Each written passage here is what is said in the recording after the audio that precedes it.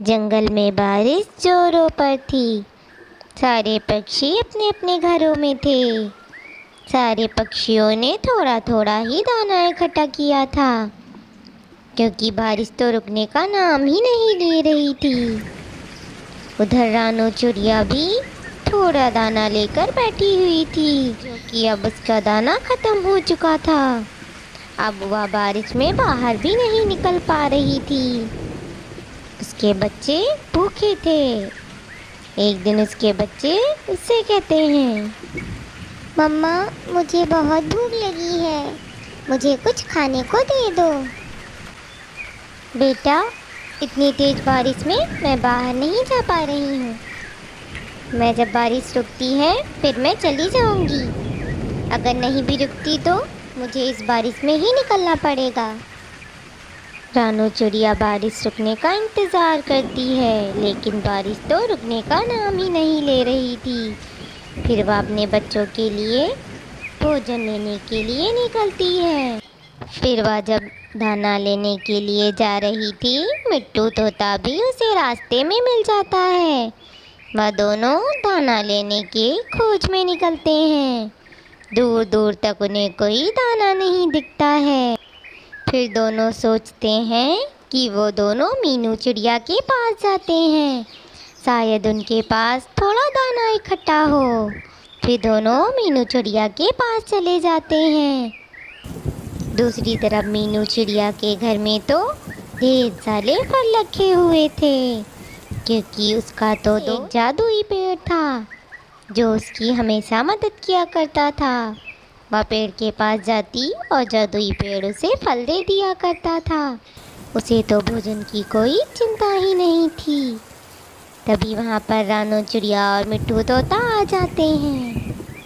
अरे मीनू बहन, तुम्हारे पास इतने फल कहाँ से आए? इतनी तेज बारिश में तो कहीं कुछ मिल ही नहीं पा रहा है। मैं और मिट्टू भैया दोनों ही पूरा जंगल घूम लिए, लेकिन कहीं भी हमें कुछ भी भोजन नहीं दिखा। आपको ये कहाँ से मिला? दोस्तों, क्या आपने हमारे चैनल को सब्सक्राइब कर लिया है? और बेल आइकन दबाना ना भूलिएगा। अरे रानू बहन, मेरा एक पेड़ दोस्त है जो कि जादुई है। मैं उसके पास जाती हूँ और वो मुझे फल दे देता है। वह सारे अच्छे और सच्चे पक्षियों की मदद करता है। तुम कल मेरे साथ चलना, मैं तुम्हारी दोस्ती भी उस पेड़ से करा दूँगी। फिर तुम दोनों भी उस पेड़ से फल ले लिया करना। तुम्हें भी भोजन की परेशानी उठानी नहीं पड़ेगी। ठीक है मीनू बहन, मैं कल तुम्हारे साथ चलूँगी। अभी के लिए मुझे थोड़े फल दे दो, क्योंकि मेरे बच्चे बहुत भूखे हैं। ये लो रानू बहन, आप थोड़े फल ले जाओ और मिट्टू भैया आप भी थोड़े ले लो। फिर कल हम दोनों साथ में चलेंगे। फिर रानू चिड़िया और मिट्टू तोता मीनू चिड़िया से फल लेकर अपने अपने घर चले जाते हैं। रानू चिड़िया अपने घर में अपने बच्चों को भोजन दे देती है। फिर वह दोनों खाकर सो जाते हैं। फिर अगला दिन हो जाता है। फिर मीनू चिड़िया और रानू और मिट्टू तोता तीनों साथ में उठते हैं और जाकर उस पेड़ के पास पहुंच जाते हैं। फिर मीनू चिड़िया पेड़ से कहती है, अच्छे और सच्चे पेड़, ये दोनों मेरे दोस्त हैं। ये दोनों भी मेरी तरह सच्चे और अच्छे हैं। तुम इन दोनों की भी मदद कर दिया करो। ये दोनों तुम्हारे पास आएंगे तो इन्हें भी फल दे देना। हाँ हाँ मीनू चिड़िया, मैं जानता हूँ ये दोनों भी सच्चे अच्छे हैं।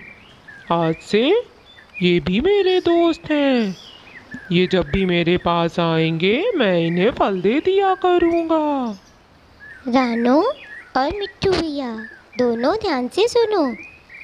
इस पेड़ से ऐसा कहना होगा कि हे अच्छे और सच्चे पेड़, मुझे कुछ फल दे दो, तभी ये पेड़ तुम दोनों को फल देगा। ये तुम्हें बोलना पड़ेगा।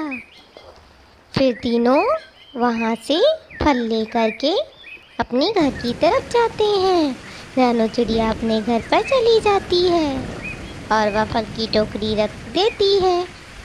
अपने बच्चों को खिलाकर वह सो जाती है। कालू कौवा चुपके से उसके घर में आता है और फलों की टोकरी चुरा ले जाता है। फिर रानू चिड़िया सुबह, अरे मेरे फलों की टोकरी कहाँ चली गई? मेरे बच्चे अभी उठेंगे तो क्या खाएंगे? न जाने कौन मेरी टोकरी चुरा ले गया। फिर उसके बच्चे उठते हैं और उससे भोजन मांगते हैं। बेटा, आप लोग यहीं रुको, मैं अभी जा कर के आप लोगों के लिए कुछ भोजन लेकर के आती हूँ। फिर रानू चिड़िया के पास पहुँच जाती है और कालू कौवा उसका पीछा कर रहा होता है। वह भी उस पेड़ के पास पहुँच जाता है। वह एक दूसरे पेड़ के पीछे छुपकर रानू चिड़िया को देख रहा था।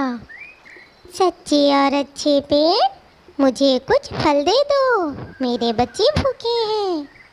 फिर पेड़ चिड़िया को फल दे देता है और चिड़िया वहाँ से चली जाती है। कालू कौवा ये सब देख रहा होता है। वह भी उस पेड़ के पास आता है और कहता है, अरे वाह, ये तो बहुत मज़ेदार चीज़ है। मुझे तो अब दाना इकट्ठा करने की ज़रूरत नहीं है। मैं तो मुफ्त में ही बस आकर ले जाया करूँगा। गौरी भी मुझसे बहुत खुश होगी। बढ़िया ताजे ताजे फल खाने को मिलेंगे रोज़। लेकिन वो उसका मंत्र क्या था? मैं तो भूल गया हूँ। मैं याद करता हूँ। हाँ, बुरे पेड़, गंदे पेड़, मुझे थोड़े फल दे दो, मैं भूखा हूँ।